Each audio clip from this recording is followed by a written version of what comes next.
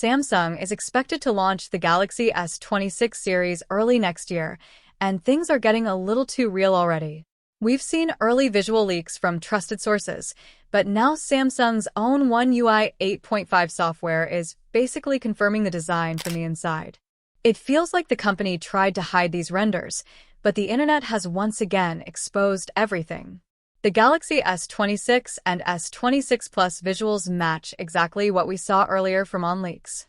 The rear looks clean with that vertically stacked triple camera setup sitting inside a proper camera island, giving the phones a slightly more defined look compared to previous generations. Then there's the Galaxy S26 Ultra, and its render lines up perfectly with the earlier leaks too.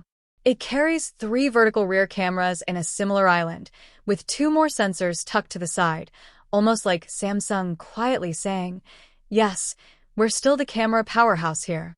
But the leaks don't stop at design. One UI 8.5 is also dropping hints about what Samsung is planning under the hood. Hidden references to super-fast wireless charging and super-fast charging 3.0 suggest that Samsung is finally pushing charging speeds forward, both wired and wireless. If this plays out the way it looks, the S26 series might actually bring a real upgrade in day-to-day experience instead of just cosmetic changes. And then you add the fresh details floating around, like the new M14 display, that new display privacy mode, faster wired charging, faster wireless charging, bigger camera apertures, a higher resolution 3x telephoto, a wider selfie camera, faster memory, a bigger vapor chamber, and a thinner, lighter overall design. It feels like Samsung is quietly stacking upgrades from every direction, almost as if they know the expectations for the S26 Ultra are insanely high. The closer we get to launch, the more these leaks start painting a very clear picture. Samsung isn't playing safe this time. The S26 lineup looks like it's moving forward in all the ways fans have been asking for. And if these internal One UI visuals are accurate, then yes, the Galaxy S26 series is going to look exactly like the leaks we've seen, maybe even better in person. The Galaxy S26 Ultra might look familiar at first glance, but trust me, once you look closer, Samsung has changed way more than you expect. Some fixes are long overdue.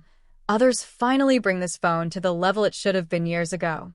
So today, we're breaking down the 12 actual upgrades that matter, and why the S26 Ultra might be Samsung's smartest Ultra refresh in a long time. Let's start with design, because this year, Samsung finally listened. The S26 Ultra is slightly rounder, but not enough to lose that note-style identity we all love. And thank God they finally chamfered those edges. If you use the S25 Ultra, you know exactly what I mean. Those edges were sharp enough to remind you that you're holding cold metal, not a premium flagship. But the biggest visual change is the camera setup. Samsung redesigned it to look a lot more like the Z Fold 7's clean module. And honestly, that's a good thing. It looks modern, minimal, and more futuristic. But it does come with one drawback. This phone is now officially a desk wobbler. Put it flat, tap the corner, and it wiggles like it wants your attention. That said, the S26 Ultra is physically improved. It's 0.3 millimeters thinner and 4 grams lighter than the S25 Ultra. Sounds small, but in a market where every phone feels like it's hitting physical limits, shaving off anything is impressive. For perspective, Apple's iPhone 17 Pro Max is almost a whole millimeter thicker and about 20 grams heavier, a big difference when you hold them back to back. Now let's talk about what I think is the biggest upgrade this year, the display. 2 major changes stand out. First, Samsung added the new AI privacy mode. Basically, the viewing angle automatically narrows when the phone detects you're in a public place or opening something sensitive. People next to you see a dim blur while you see a perfectly clear screen. You can also toggle it manually. It's one of those features you never knew you needed until you use it. Second, Samsung is finally moving to the new M14 OLED panel with CoE. This means lower power usage, richer colors, and longer panel lifespan. The surprising thing? Samsung kept the brightness at 2600 nits, the same as last year. The panel can go higher, but Samsung seems to be saving that for later. Also, still no confirmation on whether full 10-bit color is enabled. The panel can do it, but Samsung software might limit it to 8-bit again. Battery capacity remains unchanged, but charging? Finally upgraded. Wired charging jumps to 60W, and wireless gets bumped to 25W. That's Samsung's biggest charging improvement in years, and it will be noticeable, especially for people who travel or need quick top-ups. Another big win: built-in magnets.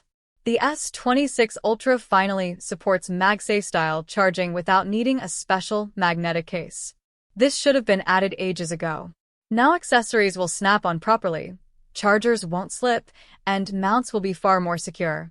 RAM and storage options are the same as last year, but the RAM itself is upgraded to a faster LPDDR5X variant, about 26% faster. This translates to smoother lens switching, better multitasking, faster low-light shutter capture, and overall snappier performance. Now, let's talk cameras, because even though the layout looks similar to the S25 Ultra, the hardware itself got meaningful upgrades. The biggest? Larger apertures. The main camera leaps from f/1.7 f/1.4, letting in up to 40% more light. This means brighter, sharper night photos, cleaner shadows, and better natural depth. The 5x telephoto also gets an aperture improvement, which should noticeably boost telephoto clarity in low light. Video also gets a huge step forward with Samsung's new APV codec, basically Samsung's answer to Apple ProRes but more efficient. It gives creators better control, better compression, and more editing flexibility. If you ever wanted a ProRes-like mode on a Galaxy, this is it. The selfie camera gets wider too, jumping from 80 degrees to 85 degrees FOV. The punch hole is slightly larger, but most people won't mind given the wider shots. Meanwhile, Samsung also tweaked focal lengths across the rear cameras. Main lens, 23mm, 24mm. 5x telephoto, 115mm, 120mm. Small changes, but the telephoto improvement gives nicer subject separation and more natural background compression.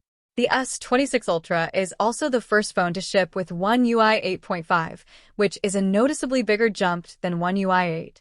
Tons of UI polishing, animations, refinements, and visual improvements. I already installed it on the S25 Ultra and made a full hands-on breakdown. You'll find that linked below. Inside, the S26 Ultra now packs the Snapdragon 8 Elite Gen 5 globally. No Exynos this time. This chip is around 20% more powerful and 30% more efficient than last year's chip, and early benchmarks show it beating Apple's A19 Pro. But the real story is long-term performance. With Samsung now promising 7 years of OS updates, efficiency gains matter more than ever. AI features like Perplexity inside Bixby are also coming. I'll see you in another video.